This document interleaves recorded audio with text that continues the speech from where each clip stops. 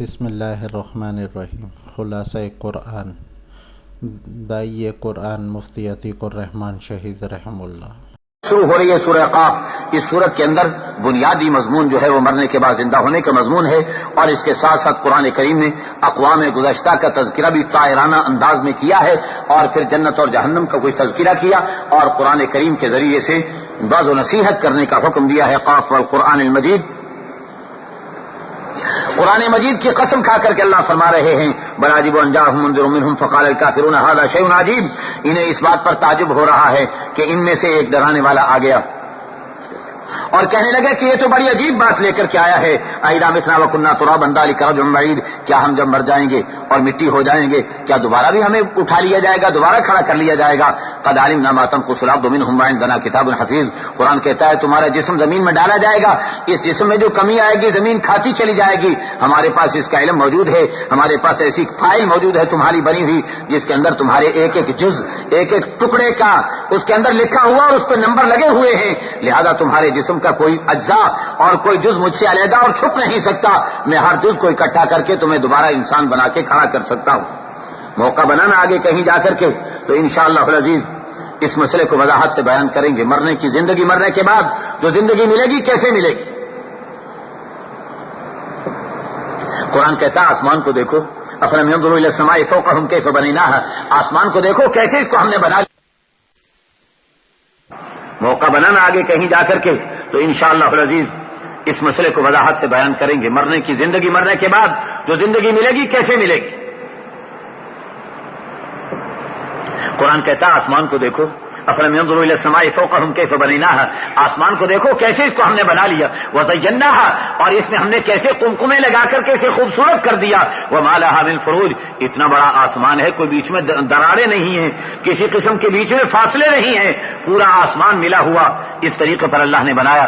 والارض مددناها والقينا فيها رواسي وانبتنا فيها من كل زوج بهيج، اور زمین کو پھیلا دیا، اسے روکنے کے لیے پہاڑ اس میں گاڑ دیے، اور اس میں سے اللہ نے کھیتیاں نکال دی۔ تبصرة وذکریٰ لكل عبد منیب، یہ بصیرت کی چیز بنا دی اور یہ نصیحت کی چیز بنا دی ہر لوٹنے والے شخص کے لیے۔ ونزلنا من السماء ماء مبارکا، آسمان سے پانی اتارا، اب یہ دلیل دے رہا قرآن زمین سے مرنے کے بعد زندہ ہونے کی۔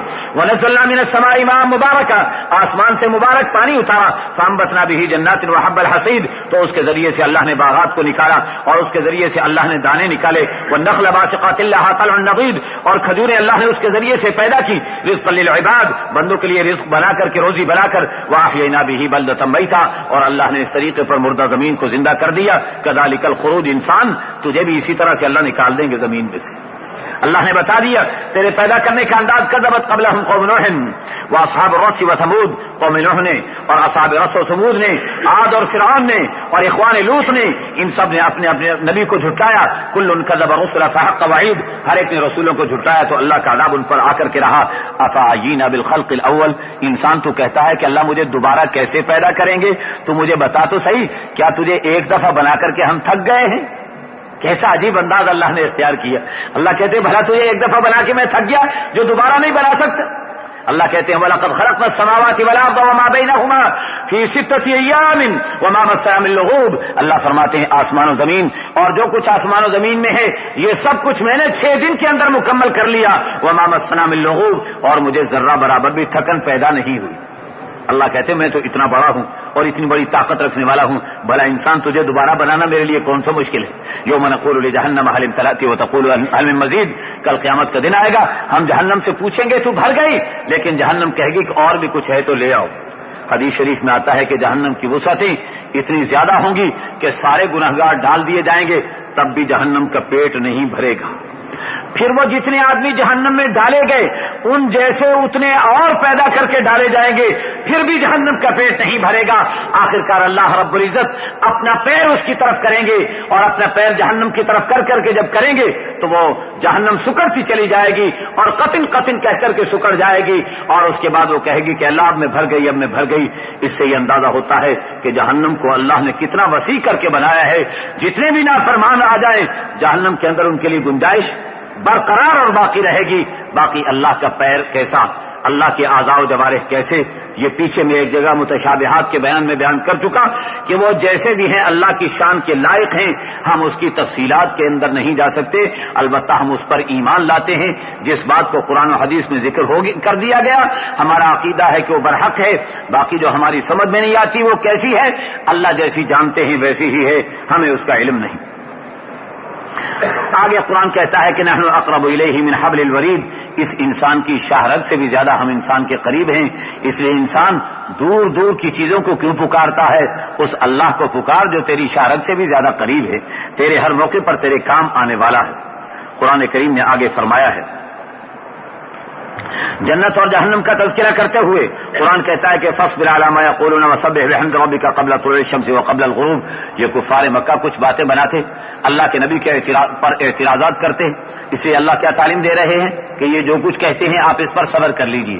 مکی زندگی کے اندر انسان کے اندر صفات پیدا کرنے کے لیے، ایمان والے میں صفات لانے کے لیے کیا کیا جا رہا تھا؟ انہیں صبر و تحمل کی تعلیم دی جا رہی تھی، لہذا کیا فرمایا کہ آپ ان کو جواب نہ دیجیے بلکہ اصبر علی ما یقول، ان کی باتوں پر صبر کیجیے، اللہ کی تعریف میں رب اللسان رہیے، ومن اللیل فسبحہ وادبار السجود، رات کو بھی نماز پڑھیے جی، اور صبح و شام بھی نماز پڑھتے رہیے، نماز سے فارغ ہونے کے بعد بھی اللہ کی تسبیح و تحمید میں مشغول رہیے، وَاسْتَمِعْ يَوْمَ يُنَادِ الْمُنَادِ مِن مَّكَانٍ قَرِيبٍ، اور اس وقت کو سنیے جبکہ پکارنے والا پکارے گا، قریب ہی جگہ سے پکارے گا، یوم یسمعون الصیحۃ بالحق ذلک یوم الخروج، جس دن چیخ آئے گی اور تم اسے اچھی طرح سے سنو گے، اور یاد رکھنا کہ یہی دن تمہارے قبر سے نکالے جانے کا دن ہوگا۔ انا نحن نحیی ونمیت والینا المصیر، ہم بھی مارنے والے ہیں اور ہم ہی زندہ کرنے والے ہیں اور ہماری طرف لوٹ کر کے تم نے آنا ہے، یوم تشقق الارض عنہم سراعا، جب تم سے زمین ایک دم سے پھٹ جائے گی، ذالک حشر علینا یسیر، اور یہ تمہیں اللہ کے لیے دوبارہ اٹھانا بڑا آسان ہے۔ نحن اعلم بما یقولون وما انت علیہم بجبار، ہم خوب اچھی طرح سے جانتے ہیں جو کچھ یہ کہتے ہیں، اور آپ ان پر کوئی داروغہ بنا کر نہیں بھیجے گئے ہیں، فذکر بالقرآن من یخاف وعید، البتہ آپ قرآن کریم کے ذریعے سے ان کو واعظ و نصیحت کرتے رہیے، جو میری وعید سے ڈرنے والا ہوگا وہ قرآن سن کر کے عبرت حاصل کر لے گا اور اپنی اصلاح کر لے گا، اللہ ہمیں قرآن سے عبرت حاصل کرنے والا بنا دے۔ آگے سورہ ذاریات شروع ہو رہی ہے، اور اس کے اندر، اس سورت کے اندر اللہ رب العزت نے فرشتوں کی قسمیں کھائی، وَالذَّارِيَاتِ ذَرْوًا فَالْحَامِلَاتِ وِقْرًا فَالْجَارِيَاتِ يُسْرًا فَالْمُقَسِّمَاتِ أَمْرًا إِنَّمَا تُوعَدُونَ لَصَادِقٌ وَإِنَّ الدِّينَ لَوَاقِعٌ، جس بات کا تم سے وعدہ کیا جا رہا وہ سچا اور قیامت کا دن واقع ہو کر کے رہے گا۔ آگے اللہ رب العزت نے آسمان کی قسم کھا کر کے کہا ہے کہ یاد رکھنا تم جس بات میں اختلاف کر رہے ہو اور جس کے بارے میں تم سوالات کر رہے ہو کہ یعنی یوم الدین، کہ قیامت کا دن کب آئے گا، یوم ہم علی النار یفتنون، یہ اس وقت آئے گا جب تم آگ کے اندر جھلس رہے ہوگے۔ اللہ فرما رہے یہ قیامت کا دن تب آئے گا جب تم آگ میں جھلس رہے ہوگے، تو تمہیں پتہ چلے گا کہ قیامت کے دن آیا یا نہیں آیا۔ ذوقوا فتنتکم ھذا الذی کنتم بہ تستعجلون، تم سے کہا جائے گا کہ اب ذرا اپنے امتحان کو چکھو، اسی کی تم دنیا میں جلدی مچایا کرتے تھے۔ لیکن ان المتقین فی جنات وعیون، متقی لوگ باغات میں ہوں گے، چشموں میں ہوں گے، آخذین ما آتاہم ربہم، اللہ کی عطا کو حاصل کر رہے ہوں گے، انہم کانوا قبل ذلک محسنین، یہ لوگ دنیا کے اندر احسان کرنے والے تھے، اور احسان کے کیا معنی ہے؟ ان تعبد اللہ کانک تراہ فإن لم تکن تراہ فإنہ یراک، اللہ کی ایسے عبادت کرو گویا کہ تم اللہ کو دیکھ رہے ہو، اور اگر اتنا نہیں ہے فإن لم تکن تراہ فإنہ یراک، اگر تم اسے نہیں دیکھ سکتے تو کم از کم یہ تصور قائم کر لو کہ وہ اللہ تو تمہیں دیکھ ہی رہا ہے۔ اللہ ہمیں یہ درجہ عبادت کا نصیب فرما دے۔ آگے قرآن کریم فرما رہا ہے وَفِي الْأَرْضِ آيَةٌ وَفِي أَمْوَالِهِمْ حَقٌّ لِلسَّائِلِ وَالْمَحْرُومِ، ان لوگوں کے مالوں میں اللہ نے مانگنے والے کے لیے، اور جس کے پاس مال و دولت نہیں، غریب انسان ہے، اس کا حق اللہ نے ان کے مالوں میں رکھا ہوا، ایمان والوں کے مالوں میں۔ اور پھر آگے کیا ہے؟ وَفِي الْأَرْضِ آيَاتٌ لِلْمُوقِنِينَ، زمین کے اندر اللہ نے یقین کرنے والوں کے لیے بڑی نشانیاں پوشیدہ کی ہوئی ہیں۔ زمین میں اگر آپ غور و خوض کریں گے نا، یہ جو درخت زمین سے نکل رہے، پودے زمین سے نکل رہے، یہ کھیتیاں اور پھل پھول زمین سے نکل رہے، آپ ذرا غور تو کریں، پیلے رنگ کا پھول ہے، ہرے رنگ کا سبزہ، ہرے رنگ کا درخت ہے، ہرے رنگ کا پودا ہے، پیلے رنگ کا پھول لگ رہا ہے، اور زمین کا کوئی رنگ ہمیں نظر نہیں آ رہا، پانی بے رنگ دیا جا رہا ہے، آخر یہ پیلا رنگ کہاں سے نکل رہا، ہرا رنگ کہاں سے آ رہا ہے؟ یہ سب کچھ اللہ اپنی قدرت سے پیدا کر رہا ہے۔ اللہ کہتا زمین میں تو تھوڑا سا غور تو کر، تجھے اللہ کی قدرت کی نشانیاں جا بجا نظر آئیں گی۔ وفی کل شیء لہ آیۃ تدل علی انہ واحد، ہر چیز کے اندر نشانی موجود ہے جو اس بات پر دلالت کرتی ہے کہ اس کو بنانے والا اکیلا اللہ ہے۔ اور پھر آگے قرآن کہتا ہے وفی انفسکم، تمہارے اپنے اندر نشانیاں موجود ہیں، تم ذرا اپنی جان کے اندر ذرا غور کرو تو تمہیں اللہ کی وحدانیت کی نشانیاں نظر آ جائیں گی۔ ایک گردے کے اندر اگر غور کیا جائے نا، کبھی کسی ڈاکٹر صاحب سے پوچھ لینا، اس گردے کے اندر جو نسوں کا نظام اللہ نے وضع کیا ہوا ہے، جو اللہ نے باریک جال پھیلایا ہوا ہے فلٹریشن کا، 10 لاکھ رگیں ہیں جو اس کے اندر پھیلائی ہوئی ہیں اللہ رب العزت، یہ ایک چھوٹا سا گردہ، چھوٹا سا، اس کے اندر 1 ملین رگیں ہیں جو تیرے جسم کے اندر نظام تیرا فلٹریشن کا کام کر رہی ہیں اور تیرے جسم کے لیے پانی صاف کر کے تجھے مہیا کر کے دے رہی ہیں، اور جو ایکسکریشن ہے اسے نکال کر کے باہر پھینک رہی ہیں۔ انسان تو ذرا اپنی جان کے اندر غور تو کر کے دیکھ، تجھے یہ باتیں نظر آ جائیں گی کہ واقعی ساری کائنات کو بنانے والا اکیلا اللہ ہی ہے۔ وفی انفسکم، تمہارے اپنے اندر نشانیاں موجود ہیں، افلا تبصرون، کیا تم پھر بھی اس بات کے اندر غور نہیں کرتے ہو؟ فورب السماء والارض انه لحق مثل ما انکم تنطقون، اللہ فرماتے ہیں میں آسمان و زمین کے رب کی قسم کھا کے کہتا ہوں کہ جو بات میں کہہ رہا ہوں یہ سچی بات کہہ رہا ہوں۔ ایک بدو دیہاتی جا رہا تھا، ایک قاری صاحب اس سورت کی تلاوت کر رہے تھے، تلاوت کرتے کرتے جب یہاں پر پہنچے فورب السماء والارض انه لحق، یہ آسمان و زمین کے رب کی قسم ہے کہ یہ سچی بات ہے، وہ بدو بے ہوش ہو کر کے گر گیا۔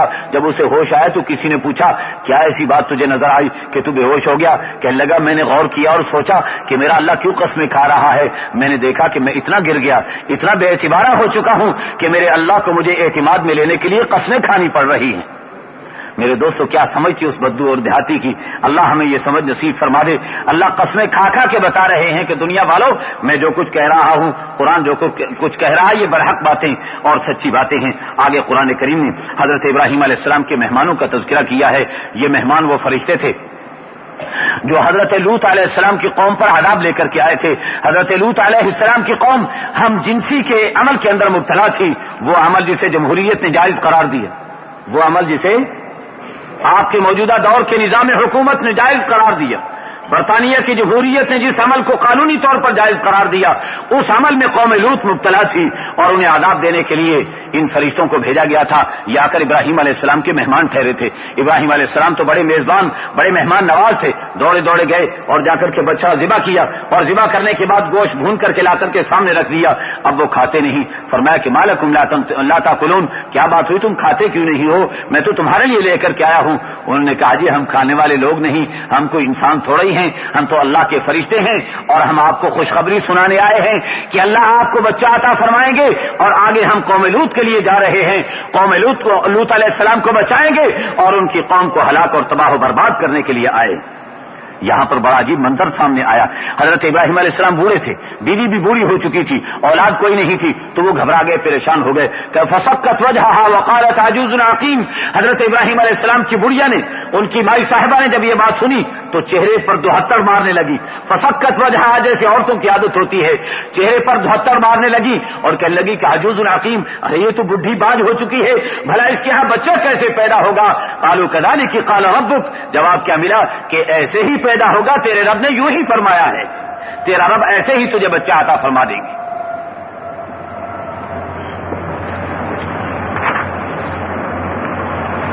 آگے قرآن کریم نے حضرت لوط علیہ السلام کی قوم کی ہلاکت کا تذکرہ، پھر فرعون کی ہلاکت کا تذکرہ، قوم عاد کی ہلاکت کا تذکرہ اور قوم سمود کی ہلاکت کا تذکرہ، یہ سارے کے سارے تذکرے کیے ہیں۔ اور قرآن کیا کہتا ہے؟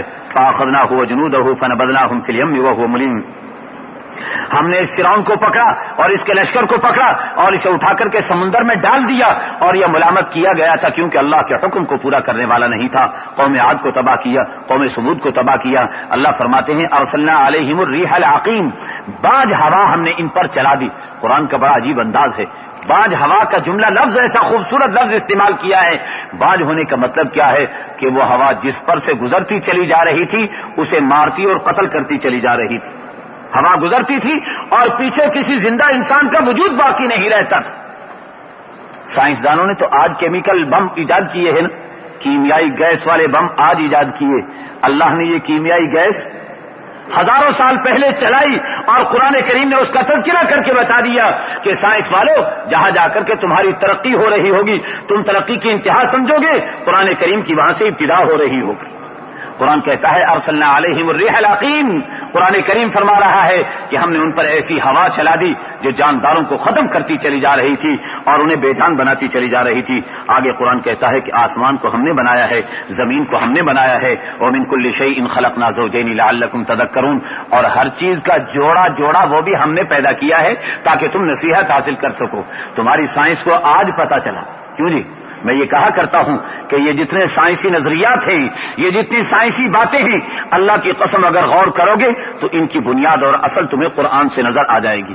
ان کا اوریجن جتنے سائنسی نظریات ہیں، ان کی بیس اور بنیاد قرآن کریم ہے، یہ قرآن سے چرائے گئے نظریات ہیں۔ علامہ اقبال کے بارے میں آتا ہے کہ جب وہ گئے ہیں اور برطانیہ میں اور یورپ کے دورے کے اوپر جا کر کے انہوں نے جب کتابوں کا وہاں پر مطالعہ کیا ہے تو روتے چلے جا رہے تھے اور یہ دیکھ رہے تھے کہ یہ ہماری ہی کتابیں ہیں جنہیں پڑھ کر اور ٹرانسلیٹ کر کے اپنی زبانوں کے اندر اور اس کے ذریعے سے ان لوگوں نے یہ ترقیات کی ہیں۔ کاش اس مسلمان کو یہ سمجھ آ جاتی۔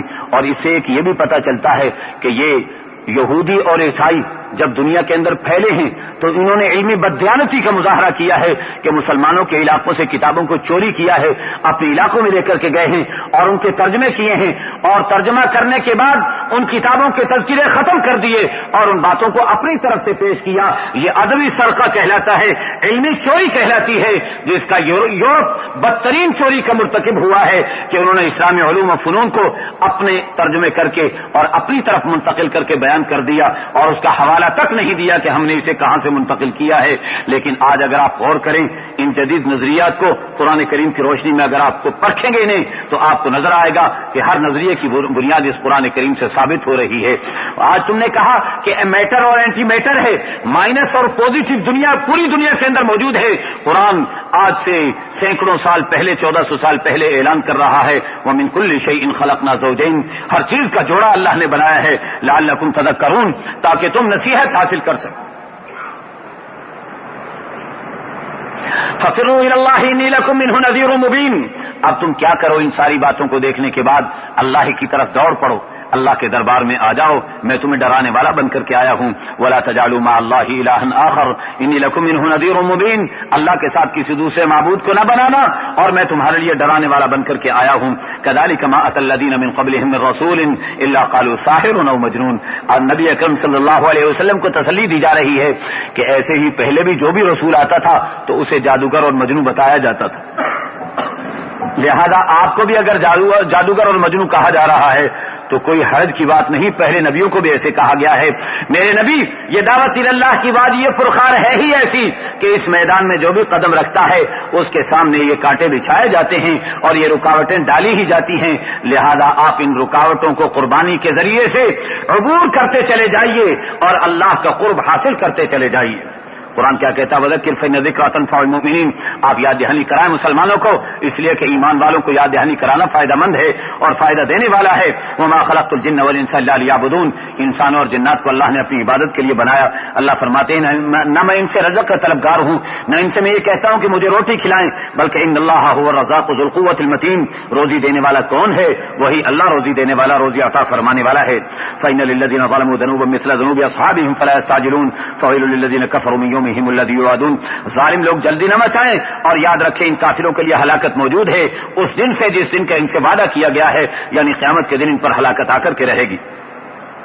آگے سورہ طور بھی مکی سورت ہے، اس سورت کے اندر بھی مرنے کے بعد زندہ ہونے کا تذکرہ اور جنت کی نعمتیں اور جہنم کی باتیں ذکر فرمائی گئی ہیں۔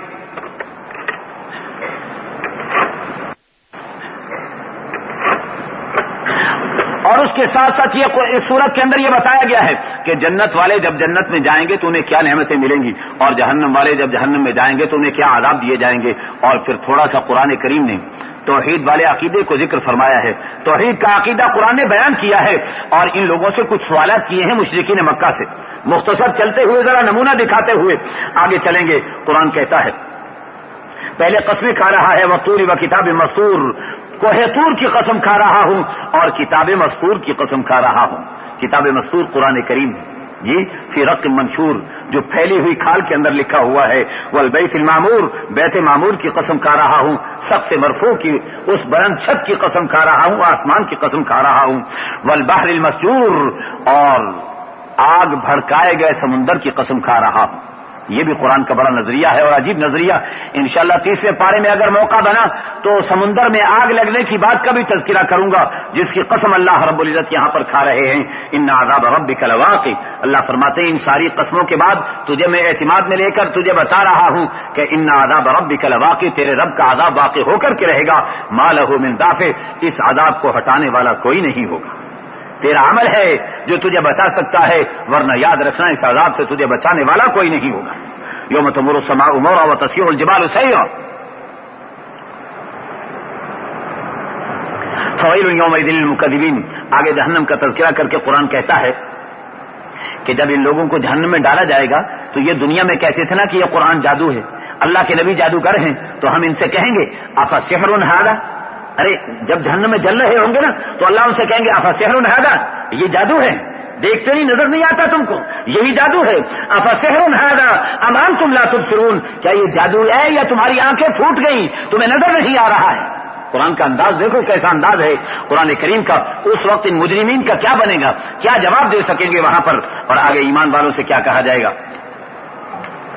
ان سے کہا جائے گا ان بے ایمانوں سے اصلوها فاصبروا او لا تصبروا، اب جاؤ اس کے اندر، اصلوها فاصبروا او لا تصبروا، تم برداشت کر سکو یا نہ کر سکو، انما تجزون ما کنتم تعملون، جو تم نے کیا تھا اس کا بدلہ تمہیں اٹھانا پڑے گا۔ ان المتقین فی جنات و نعیم، لیکن متقی لوگ باغات میں ہوں گے، نعمتوں میں ہوں گے، فاکہین ما آتاہم ربہم، اللہ نے جو ان کو عطا کیا اس کے مزے لوٹ رہے ہوں گے، ووقاہم ربہم عذاب الجحیم، اور اللہ نے ان کو جہنم کے عذاب سے بچایا ہوا ہوگا۔ کلوا واشربوا ہنیئا بما کنتم تعملون، ان سے کہا جائے گا کھاؤ پیو مزے کے ساتھ ان اعمال کے بدلے میں جو تم دنیا میں کیا کرتے تھے۔ متکئین علی سرر مصفوفہ، بڑے بچھے ہوئے گاؤں تکیے اور گدے بچھے ہوئے ہوں گے اور ان پر ٹیک لگائے ہوئے ہوں گے، اور کیا کر رہے ہوں گے؟ وزوجناہم بحور عین، اور ہم ان کی شادیاں حور عین کے ساتھ کر دیں۔ ایک عرب کہنے لگا ہم تو حور تین کے پیچھے پڑے ہوئے ہیں۔ عربی میں حور تین کہتے ہیں کیچڑ کی حور، یعنی مٹی کی بنی ہوئی عورت، کہتے تھے کہ حور تین کے پیچھے پڑے ہوئے، اور حور عین کو ہم نے فراموش کر دیا۔ جنت میں جو حور عین اللہ عطا فرمائیں گے اور اس کے ساتھ اس ایمان والے کی شادی کی جائے گی۔ والذین آمنوا واتبعتهم ذریتهم بایمان، ایمان والے ان کی اولاد بھی ان کے پیچھے چلے گی۔ الحقنا بهم ذریتهم، تو اللہ ان کی اولاد کو بھی جنت میں ان کے ساتھ شامل فرما دیں گے۔ وما التناهم من عملهم من شيء، ان کے عمل میں کوئی کمی نہیں کی جائے گی۔ آگے پھر قرآن کریم نے جنت کی بڑی دلچسپ قسم کی نعمتوں کا تذکرہ کیا، اور تذکرہ کرنے کے بعد آگے قرآن کریم یہ کہہ رہا ہے کہ جنت والے آپس میں ایک دوسرے سے گفتگو کریں گے، اور گفتگو کر کے کیا کہیں گے؟ وَأَقْبَلَ بَعْضُهُمْ عَلَى بَعْضٍ يَتَسَاءَلُونَ، تو بڑا مزہ ہی آ گیا۔ فمن اللہ علینا ووقانا عذاب السموم، اللہ نے ہم پر احسان کر دیا اور بھسم کر دینے والی آگ کے عذاب سے اللہ نے ہمیں بچا لیا۔ دعا کرو اللہ ہمیں اس عذاب سے بچا لے، اور جنت میں یہ جملے ادا کرنے کا اللہ ہمیں بھی موقع نصیب فرما دے۔ انا كنا من قبل ندعوه، ہم تو دنیا میں بھی اپنے اللہ ہی کو پکارا کرتے تھے۔ انه هو البر الرحیم، وہی اللہ ہے جو بڑا احسان کرنے والا، اور وہی اللہ ہے جو بڑا رحم کرنے والا ہے۔ فذکر فما انت بنعمت ربک بکاہن ولا مجنون، اللہ کے نبی کو تسلی دی جا رہی ہے کہ اللہ کے اے میرے نبی آپ لوگوں کو نصیحت کرتے رہیے، یاد دہانی کراتے رہیے، اور میں اللہ اس بات کی قسم کھا کے کہہ رہا ہوں کہ ما انت بنعمت ربک بکاہن ولا مجنون، آپ نہ کاہن اور جادوگر ہیں، نہ ہی مجنون دیوانے اور پاگل ہیں، میں اللہ گواہی دے رہا ہوں کہ آپ میرے رسول ہیں۔ ام یقولون شاعر نتربص به ریب المنون، یہ لوگ کہتے ہیں کہ یہ تو شاعر ہے، ہم اس کی موت کے انتظار میں بیٹھے ہوئے ہیں۔ قل تربصوا، آپ ان سے کہیے کہ ہم تمہاری موت کا انتظار کر رہے ہیں، تم اگر ہماری موت کے انتظار میں ہو تو ہم تمہاری موت کے انتظار میں ہیں۔ ام تامرهم احلامهم بهذا ام هم قوم طاغون، آگے قرآن کہتا ہے کہ یہ لوگ کہتے ہیں کہ اس نبی نے اپنی طرف سے گھڑ لیا۔ ام یقولون تقولہ، یہ لوگ کیا کہتے ہیں کہ اس نبی نے اپنی طرف سے گھڑ لیا ہے۔ کسی کیسٹ کو لگائے دوسری کو، ہاں تو ہم نے کیا کہا، اللہ رب العزت کیا فرما رہے ہیں کہ ہم یہ کہتے ہیں کہ یہ لوگ کہتے ہیں قرآن کے بارے میں ام یقولون تقولہ، یہ لوگ کہتے ہیں کہ اس نے قرآن اپنی طرف سے گھڑ لیا ہے۔ قرآن کہتا ہے کہ بلا یؤمنون، اصل میں یہ اس قرآن پر ایمان لانے کے لیے تیار ہی نہیں ہیں. اگر یہ دعویٰ کرتے ہیں کہ قرآن اس نبی نے گھڑا ہے، فلیاتوا بحدیث مثلہ ان کانوا صادقین، تو تم ذرا اس قرآن جیسا قرآن بنا کے تو دکھا دو اگر تم سچے ہو. یہ محمد بھی انسان صلی اللہ علیہ وسلم، تم بھی انسان، اس نے اگر بنایا تو تم بھی قرآن بنا کر کے دکھا دو. اور یاد رکھنا فَإِن لَّمْ تَفْعَلُوا وَلَن تَفْعَلُوا فَاتَّقُوا النَّارَ الَّتِي وَقُودُهَا النَّاسُ وَالْحِجَارَةُ، اگر تم قرآن جیسا قرآن نہ بنا سکے، اور یاد رکھو ہرگز نہیں بنا سکو گے، تو پھر اس آگ سے بچو جس آگ کا ایندھن پتھر اور انسان بنائے جائیں گے. میرے دوستو، یہ قرآن کا چیلنج ہے دنیا ہمیشہ ہمیشہ کے لیے، قیامت تک کے لیے قرآن کا چیلنج ہے کہ اس قرآن جیسا کوئی قرآن بنا نہیں سکتا، نہ اس کے معانی بنا کر کے لا سکتا ہے، نہ اس کے الفاظ بنا کر کے لا سکتا ہے.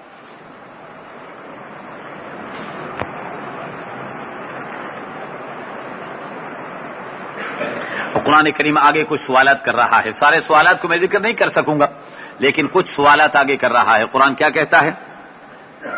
ام لہ البنات ولکم البنون. شروع سوالات ہی کچھ ترجمہ کر دیں، شروع سوالات کا. تفصیل میں نہیں جاؤں گا، ترجمہ کرتا ہوا چلوں گا. قرآن کہتا ہے، اب کفار سے خطاب ہو رہا ہے. میں وہاں اٹلی میں اکثر جب قرآن کریم کی یہ سورت پڑھتا تو ایک دوست ہے وہاں پر، وہ مجھے کہا کرتے کہ ہر نماز میں پڑھا کرو. جب یہ پڑھتے ہو تو بڑا لطف اور مزہ آتا ہے کہ کفار سے قرآن کس طرح سوالات کر رہا ہے. ذرا آپ بھی اس کے مزے لیجیے، اللہ ہمیں قرآن کی سمجھ نصیب فرما دے.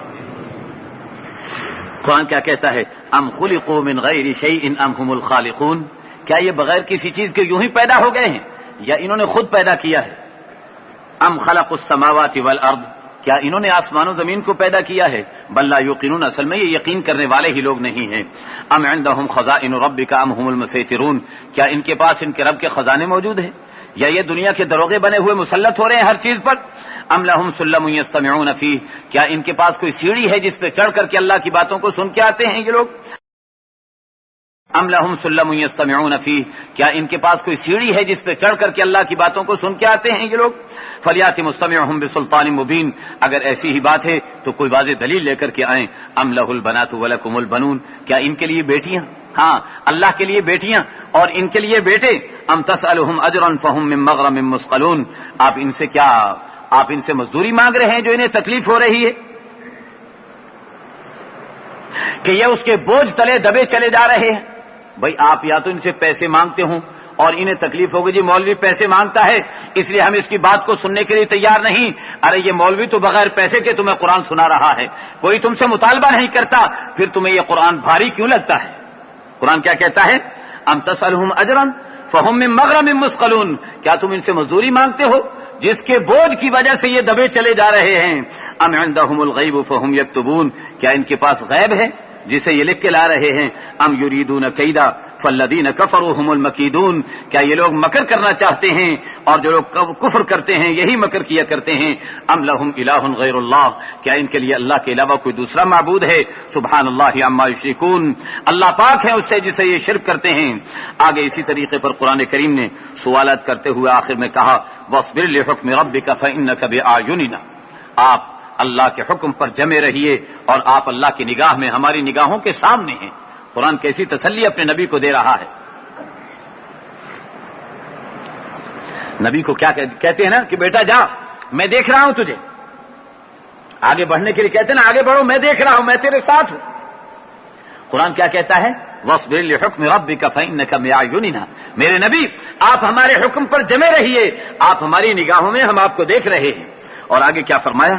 وسبح بحمد ربک حین تقوم، جب آپ اٹھیں تو اللہ کی تحمید و تسبیح بیان کیا کریں. ومن اللیل فسبحہ وادبار النجوم، رات کو بھی اللہ کی تسبیح بیان کیا کریں اور جب ستارے غائب ہو جائیں تب بھی اللہ کی تسبیح بیان کیا کریں، یعنی فجر کی نماز پڑھ کر کے بھی اللہ کی تسبیح بیان کیا کریں. Channel Islam the best way of life.